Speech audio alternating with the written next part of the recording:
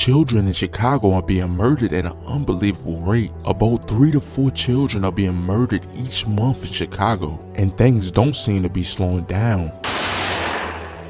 But before we get into this video, make sure you go check out my website where I post exclusive videos and things that I can't post on YouTube or Instagram. Plus, I have motivation merch on there too, so make sure you go check that out. In 2021, over 404 children were shot, but in 2022, just about 364 children were shot. But for this year, for kids under 12, there's been 5 killed and 11 wounded. But literally, the people between the ages of 18 and 35 are being killed the most. So far, over 154 young adults have died and 593 were wounded. But let's talk about this first incident that happened on July 3rd, 2023. This would leave a 15-year-old girl dead. Less than 2 weeks before this incident happened, Karina Gonzalez had got a restraining order against her husband because of his drinking, plus his drug use and threatening behavior. But the order was never served. Jose Alvarez had kept his 9mm handgun, even though his firearms owner identification card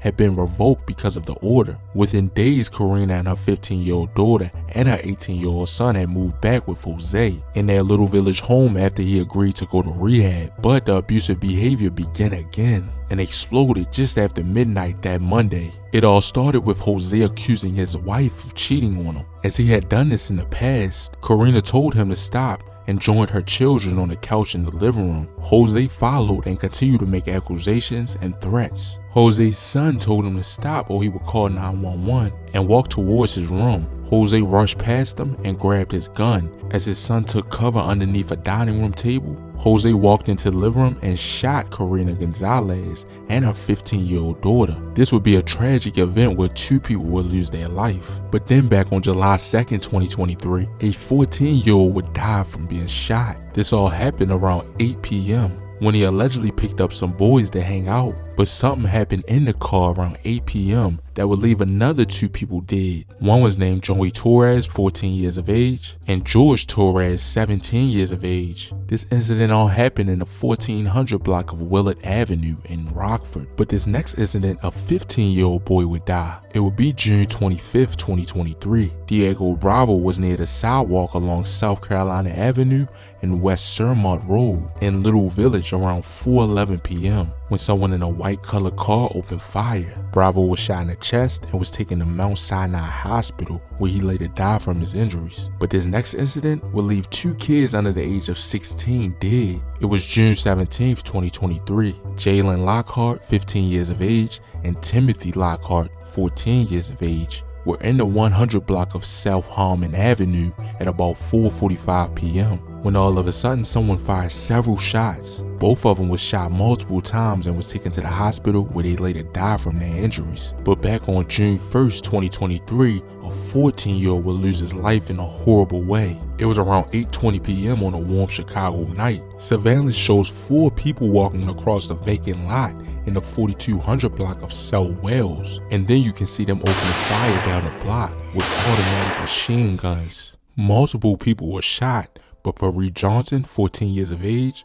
was shot and killed. He was shot in the chest and died at the scene. Then back on May 31st, 2023, a 4-year-old would die. It was around 10 a.m. when they found Carmela Dante, 4 years of age, shot in the house. She was accidentally shot by another kid in the house. This all happened in the 2400 block of River Groves West Street. The father of the girl called 911 when he was alerted to the accidental shooting, as he had been outside at the time, and he admitted to owning the gun that was involved. And he said that he kept a gun on a high shelf in the closet. But back on May 25th, 2023, just after 6 p.m., the grandmother of Mario Jones Brown called 911. She reported that her grandson had been shot in front of her house in the 800 block of Campus Avenue.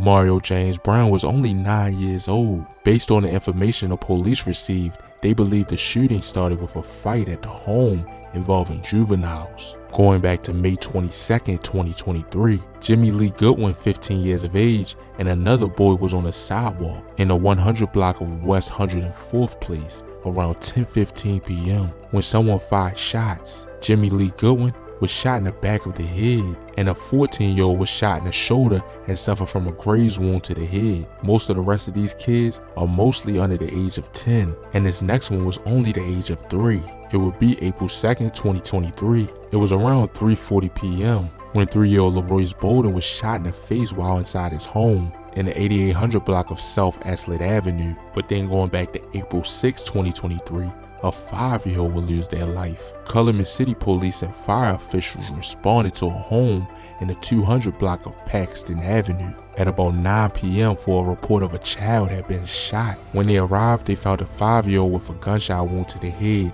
and immediately began life-saving efforts. Unfortunately, the kid was taken to a child's hospital in Oak Lawn and later died from his injuries around 10:15 p.m. Going back to May 5th, 2023, a 9-year-old girl will lose her life. At least 3 people are dead and 4 people were shot, including a juvenile. It was around 8:15 p.m. when police responded to the 100 block of Lee Lynn. They discovered 3 adults and 1 juvenile had been shot. Sanai Daniels was the 9-year-old that had been shot dead. This was in the Bolingbrook, Illinois area. This next incident will be another tragedy because a 1-year-old girl will lose her life, and 2 teenagers were killed, and 3 more people were shot after a shooting happened on Chicago Interstate Highway on February 19th, 2023 at about 10:30 p.m. 19-year-old Nasir Hall, 13-year-old William Smith, and Amari Hall, 1 year of age, all died from the incident. Then back on January 30th, 2023, around 10:47 p.m., officers responded to a call on 4th Drive. The call was for a 13-year-old with gunshot wounds. He was transported to a hospital where he died from his injuries. Dexter police said a 16-year-old was arrested for involuntary manslaughter. This next incident will probably be one of the most tragic incidents that we will talk about, because on January 1st, 2023, 9-year-old Jarvis Watts allegedly pointed a gun at his head and accidentally shot himself inside a crowded Washington Heights home on New Year's Day in the 9400 block of South Wallace Street. Witnesses told police that he was playing with a gun when it went off that Sunday evening. Jarvis died from multiple gunshot wounds and his death was ruled a homicide. Another person at the scene told police that she wasn't aware that a gun was in the home. They did find a .45 caliber shell casing and an unused .40 caliber casing. Plus, there were several people inside the home when he was shot, and a 27-year-old man had just left before police arrived. In one report, a witness reported hearing a loud pop from upstairs and then finding 9-year-old Jarvis on the floor. In the other report, someone says they told the children to get dressed and then heard screaming. That's when Jarvis reportedly came downstairs and collapsed. Unfortunately, all these kids died at a young age, and this video is solely to spread gun violence awareness and to memorialize these kids that died at such a young age. But that'll be about it for this video. Make sure you like or dislike, comment, and subscribe, and let me know down in the comments what y'all want to see next. And as always, stay blessed, stay well. Yeah, I'm out.